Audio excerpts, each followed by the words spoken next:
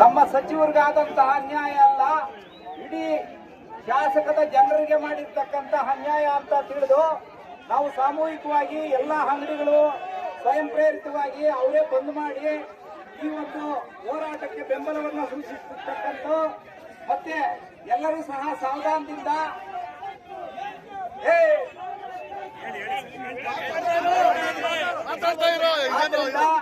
ಸಮಾಜದಲ್ಲಿ ಈಗ ಶಾಸಕರು ಸಾಹೇಬರು ಕೆ ಎನ್ ರಾಜಣ್ಣ ಅವರು ನಮ್ಮ ಮಧುಗಿರಿ ತಾಲೂಕಿನ ಎಲ್ಲಾ ಜನತೆಗೂ ಮಾಡಿರ್ತಕ್ಕಂಥ ಅವಮಾನ ಇಲ್ಲಿ ಸರ್ಕಾರದಲ್ಲಿ ಏಕಾಏಕಿ ಯಾವುದೇ ನೋಟಿಸ್ ಕೊಡದೆ ಏಕಾಏಕಿ ಆಯ್ತು ಹೇಳ್ತಾರೆ ಬರ್ತೈತೆ ಏಕಾಏಕಿ ನೋಡಪ್ಪ ಬೈಕ್ ಬರ್ತಾ ಇಲ್ಲ.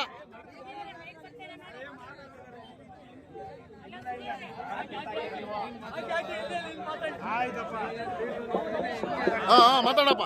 ಈಗ ನಮ್ಮ ಸಚಿವರಾದ್ರು ಏನ್ ತಪ್ಪು ಮಾಡಿದ್ದಾರೆ ಅನ್ನೋದನ್ನ ಸ್ಪಷ್ಟೀಕರಣಗೊಳಿಸಬೇಕು. ಅವರನ್ನ ರಿಮೂವ್ ಮಾಡಿದ್ಮೇಲೆ ಅವರು ಹೊರಗಡೆ ಬಂದು ಇದು ಒಂದು ಷಡ್ಯಂತ್ರ ಪಿತೂರಿ ಅಂತ ನಮ್ಮ ಸಚಿವರು ಹೇಳಿರ್ತಕ್ಕಂಥದ್ದು.